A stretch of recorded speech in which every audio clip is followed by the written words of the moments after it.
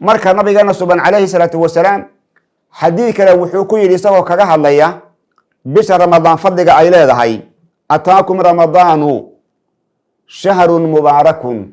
nabigu wuxuu yihi calayhi salaatu wasalaam ramadaankiibaa idiin yimid, ramadaankuna waa shahrun mubaarakun, waa bil ilaahay uu barakeeyey.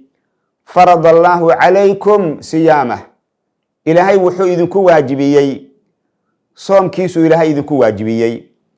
oo bishaan ramadaan qof kastoo muslima oo mukallaf ah oo mudiiq ah oo haddana weliba ka daahira xayd iyo nifaas ka daahira, bishaan ramadaan inuu sooma ayaa ku waajibi.